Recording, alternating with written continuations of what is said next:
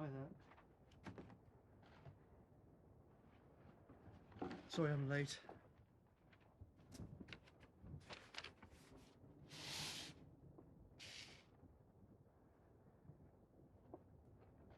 Good afternoon. Thank you for coming.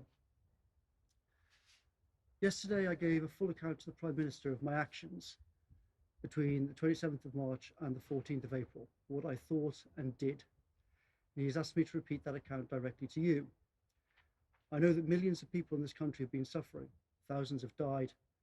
Many are angry about what they've seen in the media about my actions. I want to clear up the confusions and misunderstandings that I can. In retrospect, I should have made this statement earlier. It's many years since I've said anything on television, but I will do my best to answer questions after I've explained what happened. I also should clarify that I'm not here to speak on behalf of the government or the Prime Minister. I'm explaining my own actions and my own thinking. The Prime Minister is giving a press conference later, and he will answer questions concerning government policy. Around midnight on Thursday, the 26th of March, I spoke to the Prime Minister.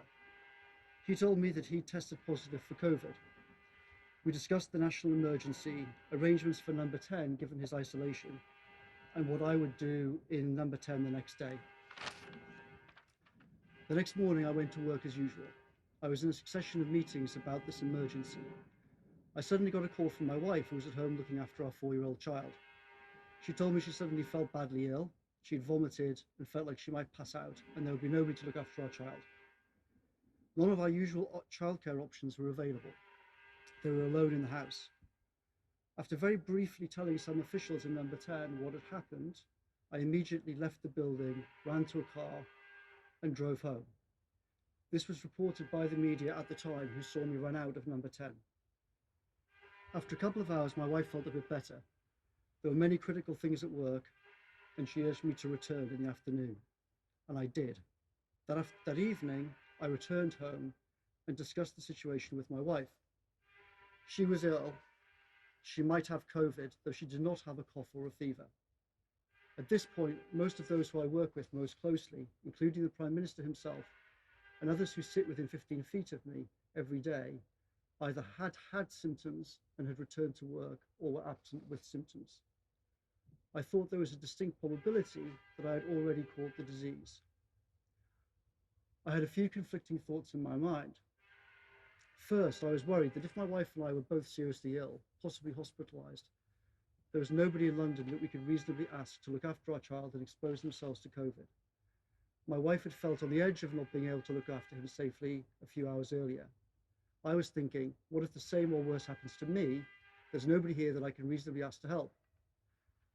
The regulations made clear, I believe, that risks to the health of a small child were an exceptional situation, and I had a way of dealing with this that minimised risk to others. Second, I thought that if I did not develop symptoms, then I might be able to return to work to help deal with the crisis. There were ongoing discussions about testing government staff in order to keep people like me working rather than isolating. At this point, on the Friday, advisors such as myself had not been included in the list of who were tested. But it was possible that this might change the following week. Therefore, I thought that after testing negative, I could continue working. In fact, this did not change, and special advisors were not tested, and I have never been tested. Third, there have been numerous false stories in the media about my actions and statements regarding COVID. In particular, there were stories suggesting that I had opposed lockdown and even that I did not care about many deaths. For years, I have warned of the dangers of pandemics. Last year, I wrote about the possible threat of coronaviruses and the urgent need for planning. The truth is that I had argued for lockdown. I did not oppose it. But these stories had created a very bad atmosphere around my home. I was subject to threats of violence. People came to my house shouting threats. There were posts on social media encouraging attacks. There were many media reports on TV showing pictures of my house. I was also worried that given the severity of this emergency, this situation would get worse. And I was worried about the possibility of leaving my wife and child at home all day and often into the night while I worked in number 10. I thought the best thing to do in all the circumstances was to drive to an isolated cottage on my father's farm. At this farm, my parents live in one house, my sister and her 2 children live in another house, and there was a separate cottage roughly 50 metres away from either of them. My tentative conclusion on the Friday evening was this: if we are both unable to look after our child, then my sister or nieces can look after him. My nieces are 17 and 20. They're old enough to look after him, but also young enough to be in the safest category, and they had extremely kindly volunteered to do so if needed. But I thought, if I do not develop symptoms and there's a testing regime in place at work, I could return to work if I tested negative. In that situation, I could leave my wife and child behind in a safe place. Safe in the form of support from family for shopping and emergencies, safe in the sense of being away from our home, which would become a target, and also safe for everybody else, because they were completely isolated on a farm and could not infect anybody. Contrary to some media reports, there are no neighbours in the normal sense of the word. The nearest other homes are roughly half a mile away. So in this scenario, I thought that they could stay there for a few weeks. I could go back to work, help colleagues, and everybody, including the general public, would be safe. I did not ask the Prime Minister about this decision. He was ill himself, and he had huge problems to deal with. Every day I have to exercise my judgment about things like this and decide what to discuss with him. I thought that I would speak to him when the situation clarified over coming days, including whether I had symptoms and whether there were tests available. Arguably, this was a mistake, and I understand that some will say that I should have spoken to the Prime Minister before deciding what to do. So I drove the three of us up to Durham that night, arriving roughly at midnight. I did not stop on the way. When I woke the next morning, Saturday the 28th of March, I was in pain and clearly had COVID symptoms, including a bad headache and a serious fever. Clearly, I could not return to work anytime soon. For a day or two, we were both ill. I was in bed, my wife was ill, but not ill enough that she needed emergency help. I got worse, she got better. During the night of Thursday, the 2nd of April, my child woke up. He threw up and had a bad fever. He was very distressed. We took medical advice, which was to call 999. An ambulance was sent. They assessed my child and said he must go to hospital. I could barely stand up. My wife went with him in the ambulance. I stayed at home. He stayed the night in the hospital. In the morning, my wife called to say that he had recovered, seemed back to normal. Doctors had tested him for COVID and said that they should return home. There were no taxis.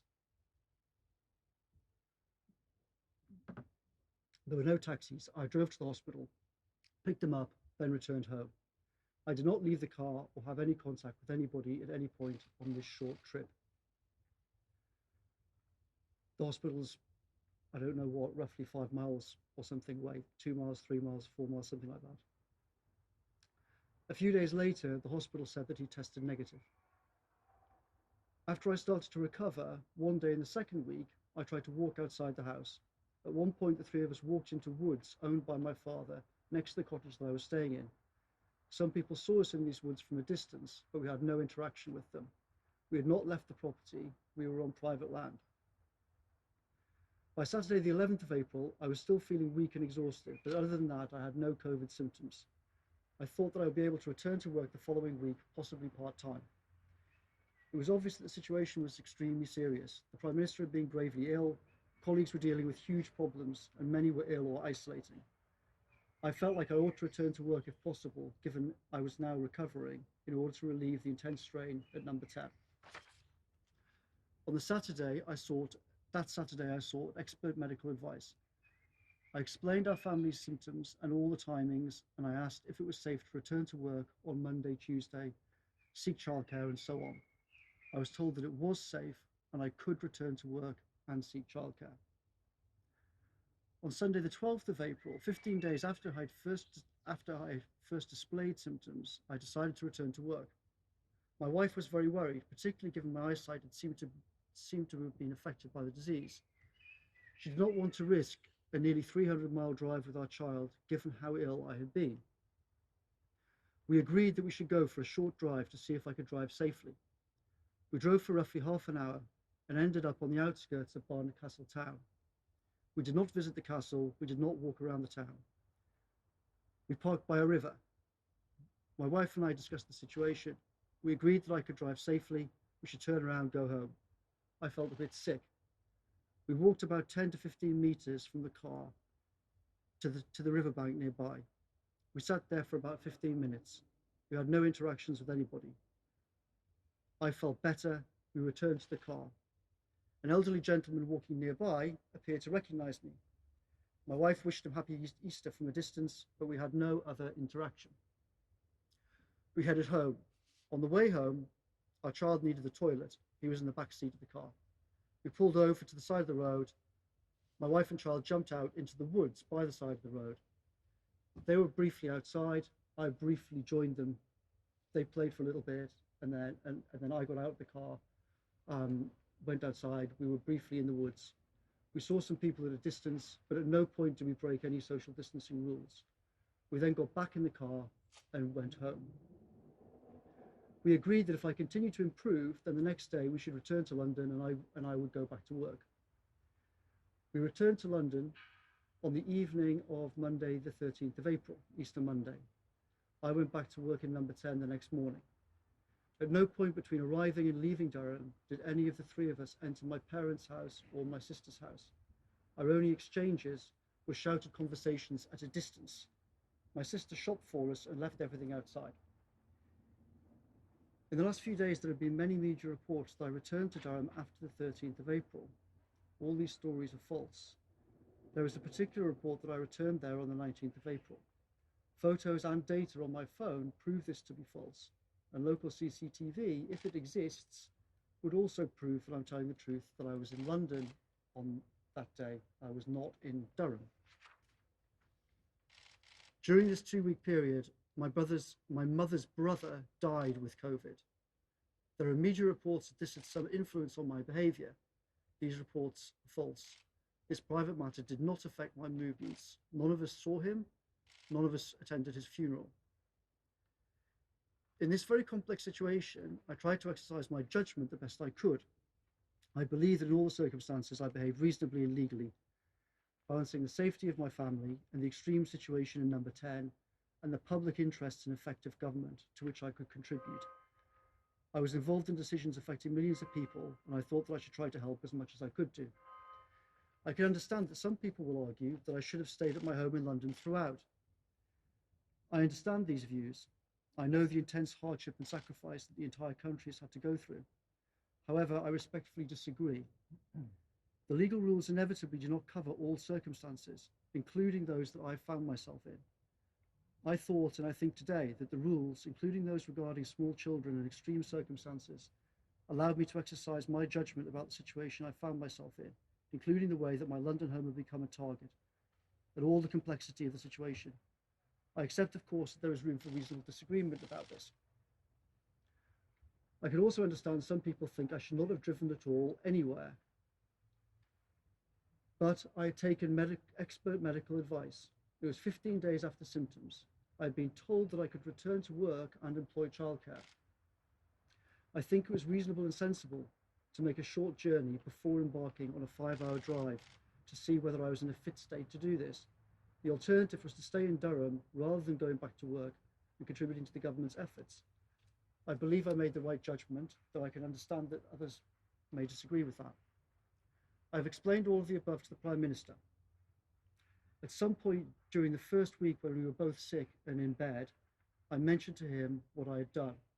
Unsurprisingly, given the condition we were in, neither of us remember the conversation in any detail.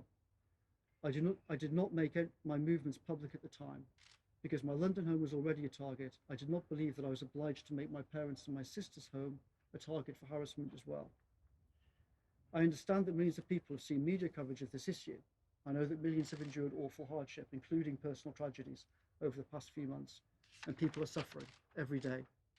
And I know the British people hate the idea of unfairness. I wanted to explain what I thought, what I did, and why over this period, because I think that people like me who helped to make the rules should be accountable for their actions. I'm happy to answer questions from the media who are here. Sorry, I've got a list, and I was told to ask the people in this order. Laura. Thank you very much, Mr. Cummings. Do you regret what you did? Because many people in this country have made heartbreaking sacrifices in the last couple of months in order to stick to the rules that you were part of putting together. And many people may have listened to you and think you made your own interpretation. And do you understand, for some people, it seems as if there was one version of the rules for you and one version of the rules for everyone else. Thank you, Laura. No, I don't. I don't regret what I did. As I said, I think reasonable people may well disagree about how I thought about what to do in these circumstances, but I think that what I did was actually reasonable in these circumstances. In terms of the rules, I think that the rules make clear that if you're dealing with small children, then that can be exceptional circumstances. And I think that the situation that I was in was exceptional circumstances. And I think that the way that I dealt with it was the least risk to everybody concerned if my wife and I had both been unable to look after our 4-year-old. It may sound to many that you're using a loophole that was in complete contrast to the message people heard day after day from Number 10 of stay at home, stay at home, stay at home. Do you understand why some people are really angry about this? Not just respectfully disagree, that they're furious. I certainly do. I mean, I've seen some of the media obviously over the last couple of days, and I'm not surprised that a lot of people are very angry, and lots of people, if you're someone sitting at home watching a lot of the media over the last 3 days, then I think lots of people would be very angry, and I completely understand that.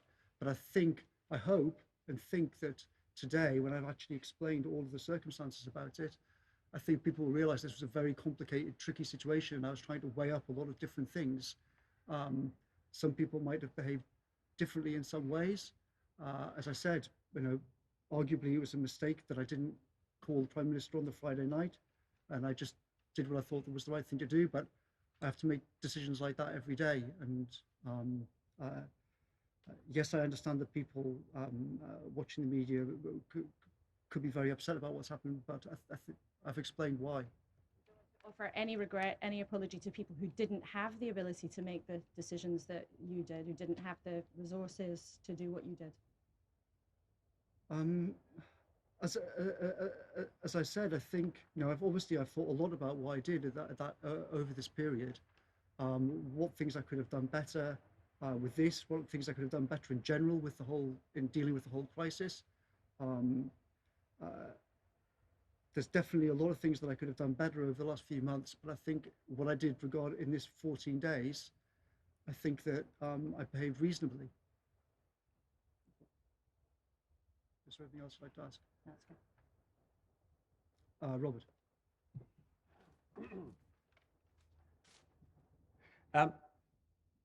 So, just to be absolutely clear, in this 14-day period and subsequently, apart from one visit to Durham and back, and a trip to Barnard Castle, neither you or Mary have been anywhere else at all. Also, millions of people haven't seen their parents for months now.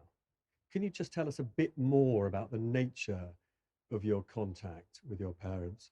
And then finally, your own scientists are worried, they said this last night, that by introducing an element of personal discretion into the interpretation of the rules, you are putting lives at risk. What would you say to them, and what would you say to us to reassure us? Thanks, Robert. So I think you asked whether it was true that over this 14-day period that we didn't go anywhere else apart from off in the car on day 15. No, that's not correct. I went. Yes, exactly. There was the trip to hospital, and then there was the drive on day 15. But apart from that, neither of us left. And nothing since then. Nothing since then in terms of just trips that break the rules, as it were. No, I mean I left. I'm not exactly sure where the boundaries of London are, but as far as I'm aware, the only time that I left London since Tuesday the 14th was to go to Chequers for meetings with the Prime Minister. And that would be true of Mary as well, I mean, because you're a household. You know. Yes, I mean Mary and I have been together since we returned. And then on this issue of contact with your parents. Issue of contact with my parents. So I mean, obviously, so neither Mary nor I had been tested, so neither of us could be definitively sure about what our situation was. Mary had been ill and then recovered, but she hadn't had a cough, a fever. I pretty clearly seemed to have COVID, and talking to medical experts, they thought that, but I wasn't tested. But obviously our default mode was assume that all three of us have got it. So I was in a cottage 50 meters or so away from everybody else. Obviously we kept very, very far away from them. There are various reports that I visited them, I was staying with them. That's all completely untrue. My parents are in their 70s. Obviously I did not want to give them this disease, and so we stayed very far away. We did have some conversations, but they were, we were on a farm, and there were shouted conversations at a distance. They weren't some of the things that have been reported. In terms of introducing a question of discretion, so I'm not seeking to introduce anything or any element of discretion. To me, the rules are there. They talk about what to do with, they talk about exceptional circumstances and small children. I was trying to weigh up on that Friday night conflicting things between what happens if we're both ill, who's going to look after him, what's the safest way of doing that, is there a way in which I might be able to go back to work the following week if the whole testing system changes, which was being discussed but did not in fact happen. I was trying to weigh all of those things up. Given that, I think that I don't believe that I broke the rules. I think that breaking the rules. It's that the SPIP and SPIM members last night said that they think you introduced the idea that if your personal circumstances allow, you can do something different from what the simple rules say, and they are very worried that will make it much harder to contain the spread of the disease. Well, I think that they're right to be worried that the coverage of the last couple of days could encourage people to behave in certain ways. But with great respect to them, they made those comments without knowing what had actually happened. And actually, that's one of the reasons why I think now it would have been better to have made this statement earlier. But as it was, well, I didn't, and it would have been better to have done it earlier, for sure. And that would have also, I think, stopped some of those guys being themselves confused by what they read. Beth. Thank you. Mr. Cummings, thousands of people watching this, ordinary families, have put up with all kinds of restrictions and hardships, regardless of their medical or family requirements. People not going to funerals, people not even going into hospital when their kids have been having cancer treatment. Why are you so different? What those people, I think, see here is that there's one rule for you, one of the most powerful people in this country, and there's another rule for them. Don't you think you, at the very least, owe them an apology? I don't think I'm so different, and I don't think there's one rule for me and one rule for other people. As I said, I think that I looked at the I knew what the guidance was. It talks about exceptional circumstances with small children, and I think that in all the circumstances I behaved reasonably and legally, as I said. But people will be listening to this. For days, government ministers have obfuscated about whether you went to Barnard Castle, no information put out. This is meant to be the people's government, isn't it? But you've badly misjudged public mood on this. This hasn't damaged the Prime Minister. It has undermined your policy, and it's undermined public confidence in the government. It could even now threaten public health if people decide that the rules don't matter. How can you even countenance at the moment staying on and not resigning? Well, as I said, I think there is understandable anger, but a lot of that anger is based on reports in the media that have not been true, and uh, it's extremely regrettable. But uh, the media that were reporting some of these things that were wrong were told that they were wrong, but they reported them anyway, and that has caused a lot. That has caused a lot of anger. I know a lot of people have shouted at me in the street. Why did you go back? Why did you go back to see your parents just because you wanted to? But I did not do that. Can I just ask you one more thing? You went 260 miles, you didn't stop, but you didn't think that you ought to check with the Prime Minister, knowing how that might look when we were at the height of lockdown and we were all being told not to go anywhere and to stay at home and to self-isolate if we had COVID. I know you have circumstances, but how could you not even check with your boss? Well, as I said, I think that's a very reasonable question, and I think a lot of people would say that I ought to have called the Prime Minister about it. But all I can say is what I said earlier on about what my state of mind was at the time. He himself had just tested positive hours earlier. He was ill. He was upstairs in number 10 in bed. He had a million things on his plate. We all had a million things on our plates. We were trying to do lots of things. One of the things I have to decide every day is what to bother the Prime Minister with and what not to bother the Prime Minister with. And the honest truth about my job is that there are endless problems all day long, and I can't go to him all day asking him, what do you think about that, this, what do you think about the other? Otherwise, what's the point of having people like me around? I have to get on with things. I have to make decisions, and sometimes I do the right thing, and sometimes I make mistakes. I should stop now, but in retrospect, you wish you'd checked with him first.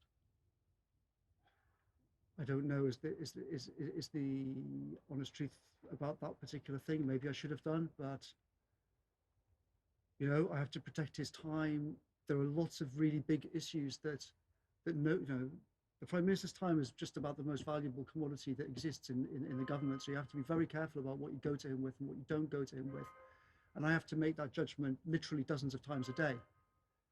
And I made that judgment in a very short period of time in very extreme circumstances. And as I said, I thought at the time it was the right thing to do, but I also completely understand if people think it was a mistake, and that in fact I should have spoken to him about it. And as I said, I did actually speak to him about it a few days later, but neither of us can really remember exactly what I even said, because we were both in pretty bad shape. Thanks very much. Gary Gibbon. Yes, can I just be clear about that? Yesterday you had a face-to-face conversation with the Prime Minister about all the circumstances around this trip and those key 2 or so weeks. But he'd known about your excursion north for about a month and a half. And he didn't ask you anything until yesterday. So, regarding the first part of your question, yes. I mean, essentially what I've just told you guys is what I told the Prime Minister yesterday, and I went through all... yes, he asked me about it on, was it Friday night that the story broke, I think? I can't remember if it was Friday night or so Saturday morning. It was when the story broke he was interested. Saturday morning. It was when it was public he was interested. Sorry? It was when it was public he was interested. He didn't ask you anything before that. He just knew. So, as I said before, we spoke about it in the week after it happened. I can't remember what day, but in the days following, we were both in bed ill. We had a few conversations on the phone. He's been up since then. He knew for a long time. Well, so as I said, I spoke to him about it then. I told him about that. But to be honest, that was like the least of the things we were thinking. Like, my movements were not part of our conversation. We were talking about quite a public health message the government's been putting out there. Do you say you don't regret what you've done? You think you acted correctly? We were talking about vaccines. We were talking about treatments. We were talking about hundreds of very important things. We did not spend a lot of time talking about me and where I was and my own circumstances. Let me ask you about one of those very important things.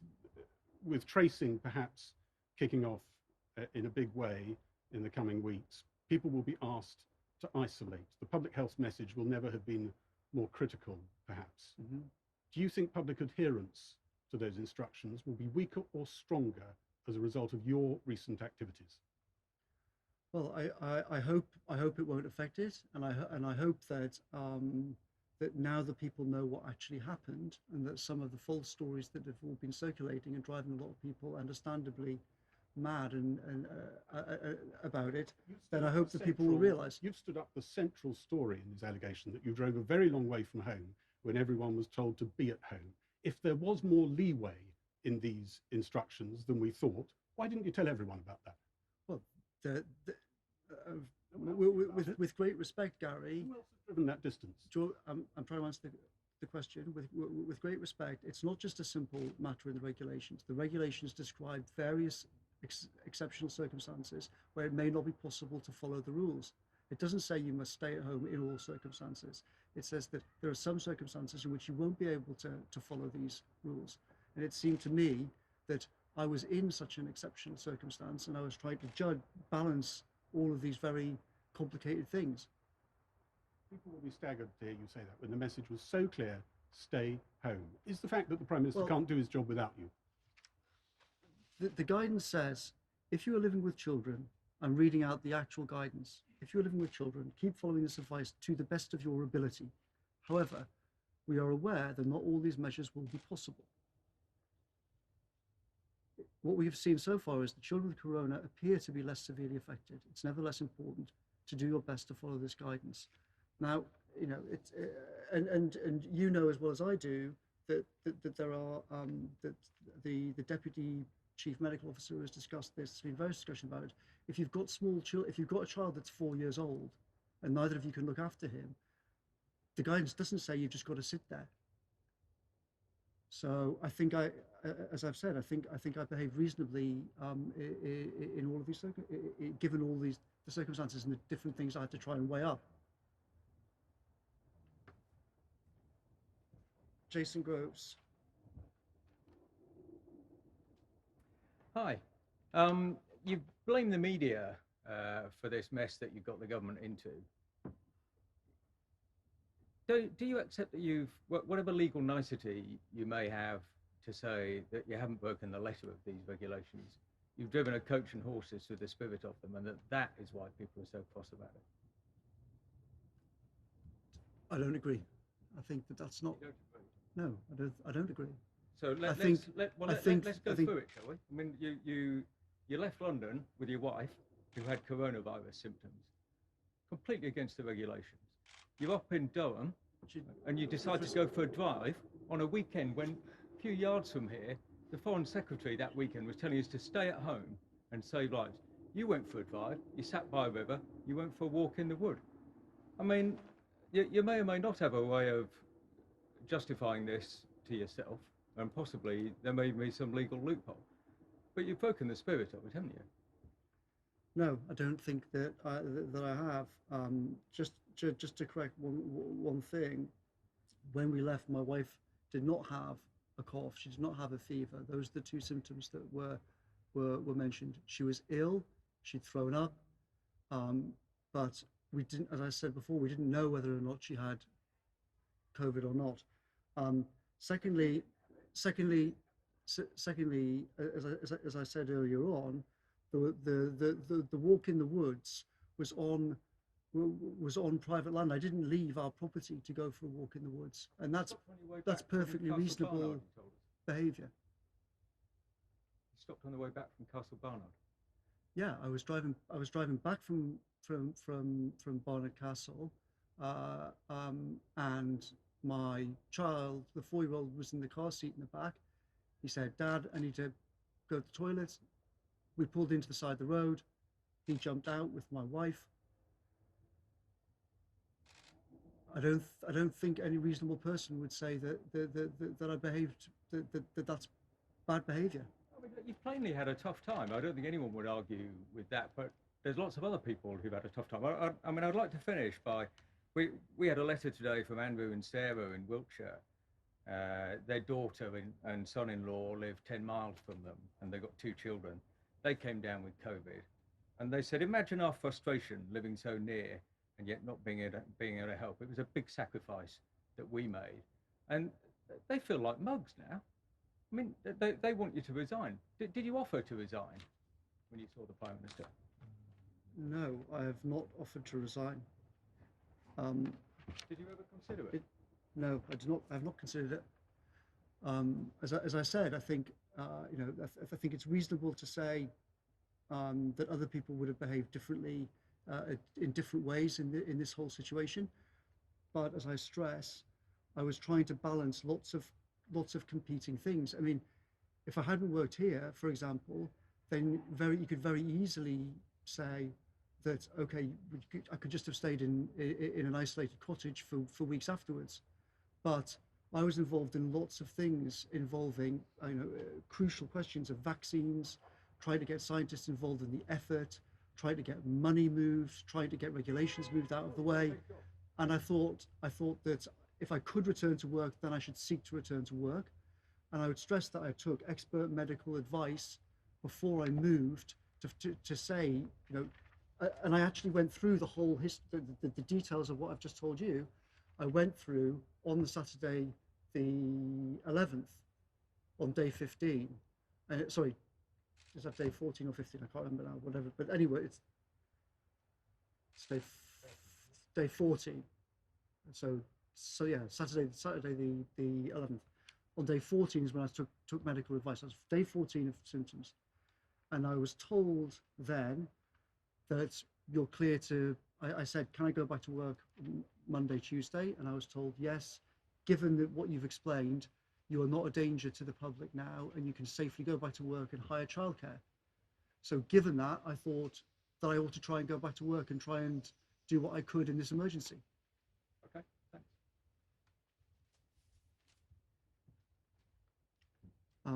Anna Mikhailova.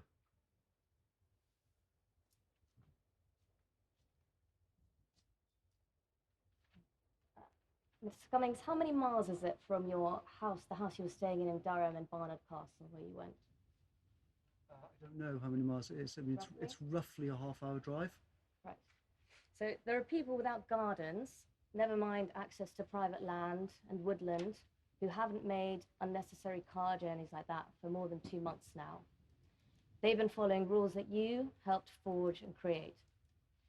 So were the public stupid to follow these rules to the letter, rather than looking for loopholes like you did? No, of course the public were not stupid to follow the rules, and I wasn't looking for loopholes. I was looking to try to do the best that I could in a complex situation where I was trying to weigh safety of my child with trying to get back to work, and a lot of difficult decisions to make around that. How does your trip to Barnard Castle have anything to do with the safety of your child or your work? Because, as I explained, I'd been very ill. On the Sunday, the 12th, I'd said to my wife, right, let's pack up the car and go back. I've been cleared by the doctors to go back to work. And she said, and I think it was perfectly reasonable, a few days ago you could barely stand up. You said that your eyesight was weird, and it seemed to be weird. We shouldn't just embark on a 270 whatever it is mile journey and then end up finding halfway through that you actually can't drive that far.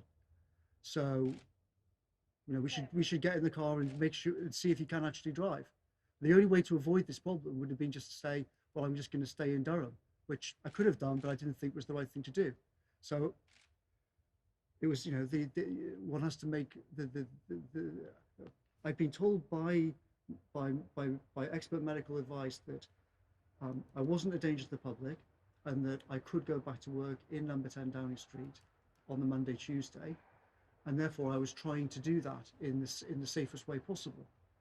And I think that was a reasonable thing to do. But that doesn't make any sense. Why do you have to make a half-hour journey each way to Barnard Castle? Why not drive a little bit of the way to London and then go back if you weren't feeling well? I mean, we didn't think about that of doing that. To be honest, we just thought, okay, let's whiz down the road and see how I feel. Do you regret not thinking about it? You mean, do I regret not just trying to drive to London and see if I can do it? Do you regret taking a half-hour journey to Barnard Castle and sitting for 15 minutes, as you say? As I said, I think it was a reasonable thing to do. I mean, perhaps you're right, and we should just have cracked on and tried to do the whole trip, but the whole point was, no, I had been extremely ill. My vision had been a bit weird. We were all going to go back. My wife said we should drive down the road and you should see if you can actually drive and see if your vision is weird or if you're okay. And I thought that's a good idea. I should do. And as I stress, I've been cleared to go back to work. So the implication that I shouldn't have been driving back to London, I don't think is reasonable, because I had spoken to a doctor about it and I had been cleared to come back to work. If you mention your wife a lot, if you and your wife felt that you had done nothing wrong, why did both your articles in The Spectator from a few weeks ago make absolutely no mention of being in Durham?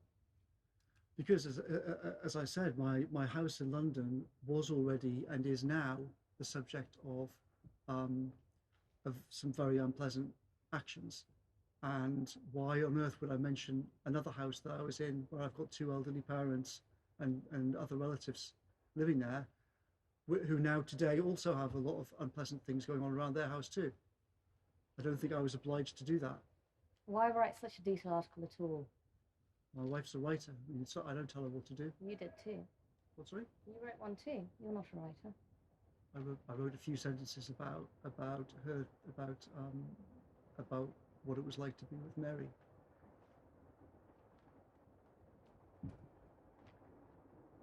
Nicola. Thank you, Mr. Cummings. You said that you sought expert medical advice before returning to London from Durham. Yes. Did you seek any such advice before making the initial trip to Durham? No, I didn't. And were you confident, or how could you be confident, that you wouldn't be putting anybody else at risk by making that trip? So the point was that that I knew that I could get to a place that was completely isolated. I knew that I had a full tank of petrol. I could drive to a place that was completely isolated from everybody else. I knew that if me and my wife could not look after our small child, there was a 17-year-old and a 20-year-old 50 meters away that I could call and say, we need help. They are old enough to look after a child and also young enough to be in the least at risk category. If I'd stayed in London and a similar thing had happened, then I'd have had to get somebody else there and expose them to danger, or invite them into the house, which would also have exposed them to danger. The way that I did it seemed to me to be the safest thing for everybody in the circumstances. And in fact, as it turned out, I didn't have to put anybody in that house in danger because although we were both ill and I couldn't look after a 4-year-old, my wife could. So as I stressed, I think that in all the circumstances, it was the most sensible thing to do. You mentioned you had a full tank of petrol when you left. Did you then have to fill up before you came back? Was that another stop that you made? No, we drove up and then we went back, and then I'm pretty sure we called in and filled up with petrol on the way back. But remember, at this point, I'd been cleared to drive back to work, and so I don't think in any way that was breaking the rules. I think it's just important to be clear exactly how many stops you've made, because you've disputed some of the accounts that have been reported. Yeah, so on the way up I didn't stop at all, and then on the way down I can't be entirely sure, but I'm like 95% sure that I did stop on the way back down and filled up with petrol, but that might be wrong. Right. And you said in the statement you read out that you tried to exercise your judgment in doing the best thing for your family. You know, people up and down the country have been trying to do the best for their families. You talked about complicated circumstances. So many people have those. They have competing caring needs for children, for elderly people. Most people that me and my colleagues here have spoken to did not think what you did was within the rules, regardless of whether they had the opportunity to make such a journey. You know, there are single parents who have had COVID-19 and had to care for, you know, even younger children than you. because that's the situation they found themselves in, and they were following the advice issued from this building. How can you not feel apologetic towards them for undermining the rules that you helped to create? Well, obviously, I feel extreme sympathy for single mums who'd have been in such a terrible situation. But all I can do is repeat what I said before. On that evening, my wife had just been in a situation where she felt barely able to look after our child. Was essentially surrounded by people who were either testing positive or had symptoms for COVID. It seemed perfectly likely that I would have it and could not look after a child. And in fact, that is exactly what happened. The next day, I was ill and I got extremely ill a couple of days later, and I couldn't look after a child. I could barely move, to be honest. And if both of us had been in that situation, then we would have needed help. And in that scenario, what would have been best for everybody? Would it have been best for a 17-year-old niece to walk 50 meters and look after our child, or would it have been best for me to be here and calling 999? I think that what I did was the most reasonable thing in the circumstances, given that my nieces and my sister had very kindly said that if there is an emergency, we'll help. Just finally, before you made the decision to drive up to Durham, did you make any inquiries with neighbours or friends to see if they or any other people in London who may have been able to help you should you have needed help with looking after your son? I didn't know because as I said, anything like that would have, doing that would, well, first of all, I don't think it would be reasonable for me to ask someone, some friend, to come and expose themselves to a deadly disease when a 17-year-old niece has already volunteered to do it for me. So, to be honest, I didn't really think about that. I thought, well, I'm lucky. If this nightmare does happen, then that's the best thing for everybody. Nicola. That was Nicola. Oh, sorry. Matt. Hi. Why weren't you honest with the public before Friday, about your trip to Durham? In what way was I not honest? Why didn't you tell us? We were asking daily at the number 10 briefing. Where were you working? I think a lot of people would have understood your difficulties at the time. Why weren't you honest about that? Well, look, there's been a long string of inaccurate stories about me for month after month after month, and the truth is that answering a lot of these things does not necessarily clear up confusion. It frequently has led to more confusion. So you weren't worried that you admitting and being honest to the public that you were travelling to Durham for very understandable circumstances could have sent out the wrong message to other families? I was worried. I was really worried about the whole thing. But in the situation not just the situation in those 14 days, but in the time since Friday night, there are not really any good options. Do you regret not laying out quite clearly, maybe when you came back, to avoid the security problems, just being honest with the public?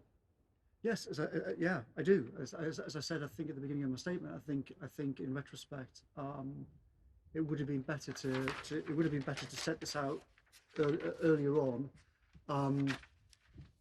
But we have to make judgments about these things in number 10. Our judgment at the time was that if we start trying to explain everything, then it'll actually lead to more confusion.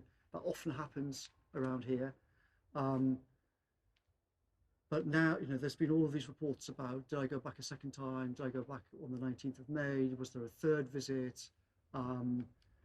And by this morning, there seemed to be so much confusion about so many things that the Prime Minister, I and others thought, okay, the best thing to do now is the only thing to do now is to actually just come out and discuss it all, and to talk, and just to lay the whole thing out, including my child being ill and all of that stuff.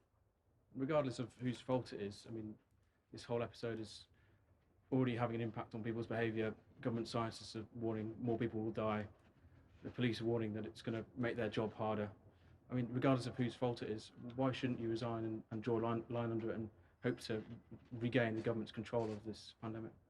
Well, I hope that now that people have heard what happened, I think that as I've stressed that in a very complicated situation, I behaved reasonably, and I tried to do the thing which minimised risks to everybody, given all the different things I had to weigh up. And I hope that, having heard this, that the people will say, okay, no, we understand the situation, and we understand what I did. They may well say, I would have. Some people, I'm sure, will think I would have done this differently or that differently, and perhaps they're right. I'm not saying that, having laid all of this out, I'm not saying I know I'm right. I'm saying this is what I did at the time. This is why I did it at the time. I was trying to weigh up competing things. I thought that I should try and come back to work and help with the whole disaster if I could do. Other people may say that I shouldn't have done that. So if the episode does rumble on, do you think you will review your position will you review your position in a week or so if it does rumble on, it keeps distracting? It's up to the Prime Minister. I'm here to try and do the best that I can for the government, to try and change the country for the better in lots of ways, to get more investment into the NHS, to do all sorts of things that we've talked about. During this crisis, I've been trying to do the best I can to make the government machine work as well as possible. If the Prime Minister thinks that I should stop, then that's not for me to decide. It's up to him to decide. Very quickly, you said a lot of things you wish you'd done better yourself and as a government. What, broadly, what areas do you wish you had done better over this pandemic? I think it's better, as I said at the start. It's not for me here to answer all the questions about government policy over all of this. I think that's a job for the Prime Minister, and he'll be giving a press conference later on.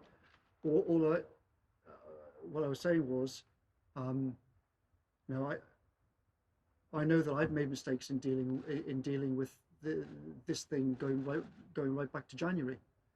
I think that my behaviour in these 14 days, I think when people hear everything that happened, I hope that people will agree that it was reasonable. They might not think that they'd have done the same thing, but I hope that people will agree that it was reasonable calculations in all the circumstances.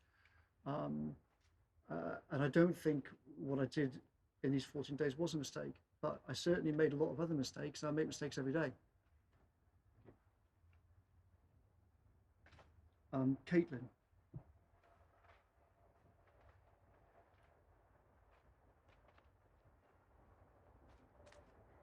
Thank you. You've already said, Mr. Cummings, that there was an available empty property at your parents' farm. It may not be a second home, which to which travel was explicitly banned in the regulations, but it's certainly a privileged position. Does your story not make it the case that it's one rule for most of us and another rule for everybody else who can bend it slightly because they've got the luxury of an empty house lying around? No, as I've said, I don't think that's the case. The reason why I went to that place was it seemed like the safest option, given the considerations, and I was weighing up what's the safest thing for my child, what's the safest thing in terms of how could I get back to work and try to help with this emergency, what's the safest thing in terms of the whole the problems with my current house, and I was having to weigh all of these things up and make a decision in a very short period of time. But lots of people would have liked to weigh up what the safest option was for their child and would have liked to have thought that they had the opportunity to go to an empty, safe space. Did you not at all have any thought that, I should be going through this in the same way that everybody else is? I should be staying at home and doing everything that I can.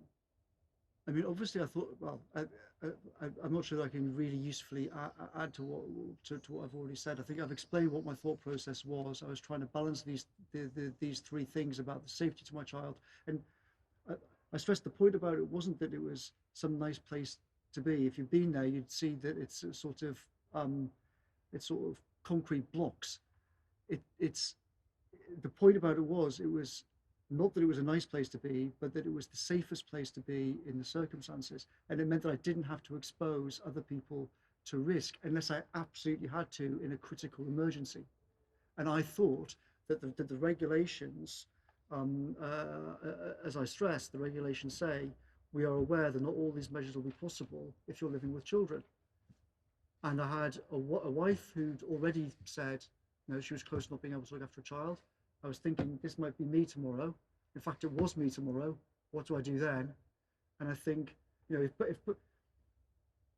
if you imagine this situation, if both of us had been unable to look after him, then the way that I organised it was the way in which the smallest risk to the smallest number of people was actually going on.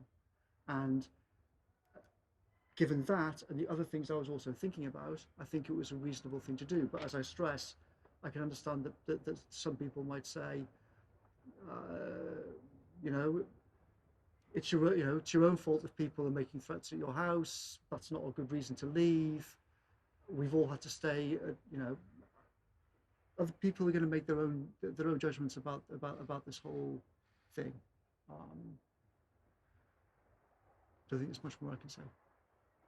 You also just mentioned in answer to Matt's question that you have made other mistakes in dealing with the pandemic since January. Can you point us towards any more of them? As I stressed, I think at some point in the future, I'll be very happy to go through all the different things that I think I got wrong. I would also point out, though, that lots of the media reports about what I've thought, what I've said, what I've done are completely false. For many years, I've been writing about the dangers of pandemics. Only last year, I wrote explicitly about the danger of coronaviruses. I stressed that the importance of government planning, and that I was worried that people were not taking it seriously enough. And a lot of media reports are trying to claim that I sort of brushed it off and sort of didn't realize what a danger it was. And I think no reasonable person could come to that conclusion if you look at what I've said and what I've written over the last few years. I took it extremely seriously. I took it extremely seriously many years ago, and I urged other people to take it extremely seriously. But I have made other mistakes in terms of how I've dealt with things since January, for sure. Is one of those mistakes herd immunity? Is one mistake what? Is one of those mistakes the idea of herd immunity? No, it's not, and a lot of the things that have been written about that are completely wrong. One final one from me. What is your message from Conservative voters who voted this government in less than 6 months ago, a lot of them for the first time in the northeast around Durham, who want you out of Downing Street and want you out of this government?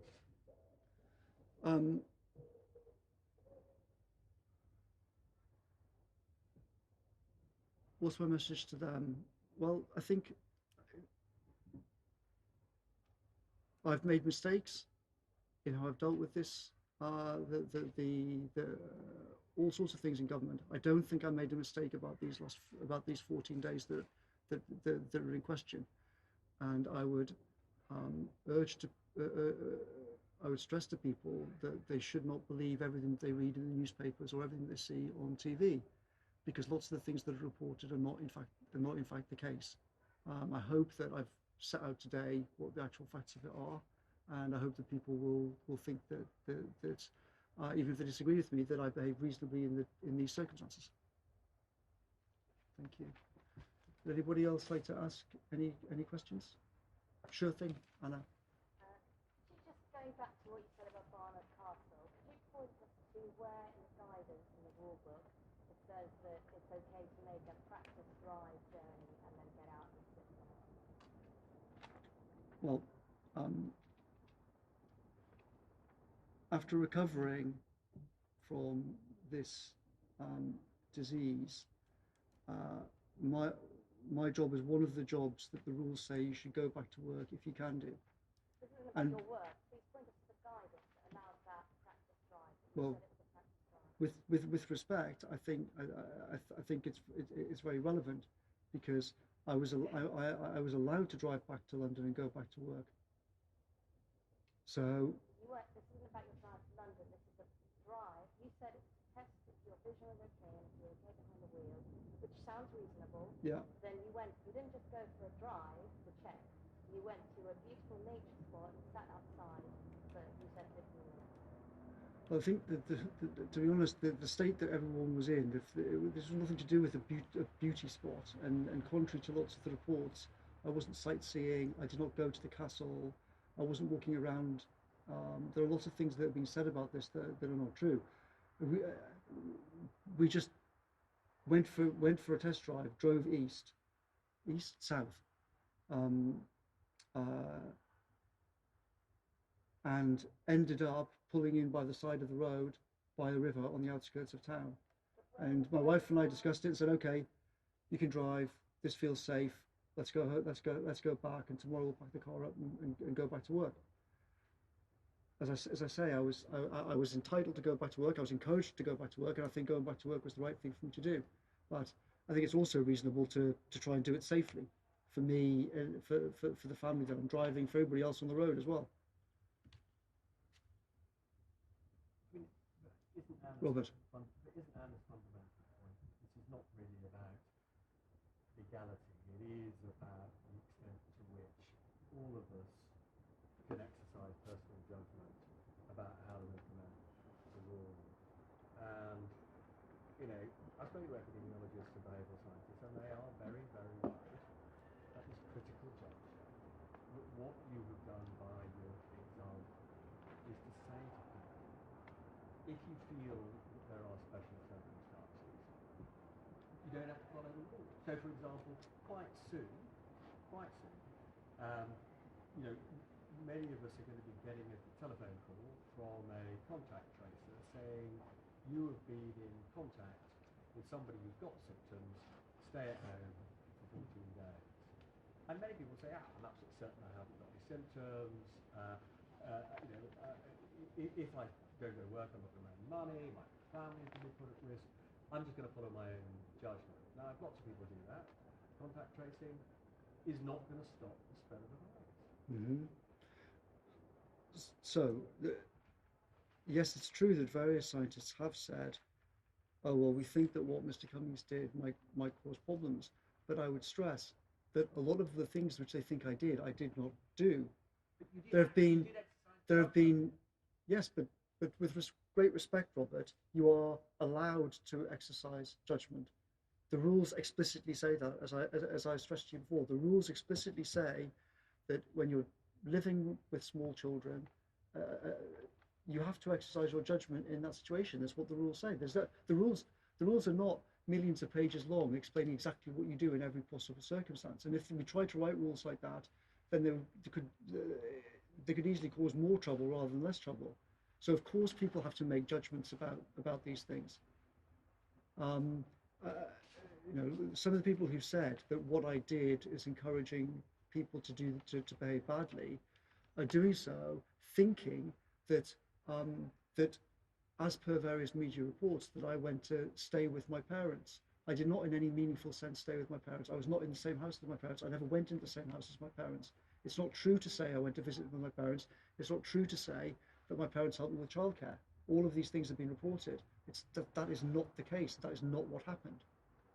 But it's not so much the behaving badly. If you're on the kind of contract where if you don't turn up to work, you don't get paid, and you've got small children in the house, you may say, well, I'm going to ignore the isolation because it's going to cost me money, it's going to put my family at risk.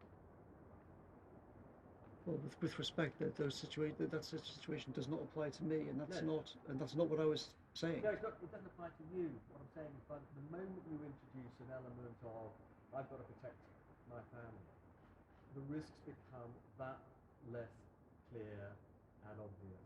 But as I stressed, Robert, with great respect, I am not introducing an element of discretion or judgment. The rules necessitate that you exercise judgment. If you look at the actual official rules on the NHS website, you can't do anything but exercise judgment in these circumstances with a small child. It doesn't go into lots of different circumstances and say what to do. There is no regulation covering the situation that I found myself in on Friday night. I had to exercise judgment about what to do, weighing up all of these different things. Okay. Thank you very much, everybody. Take care.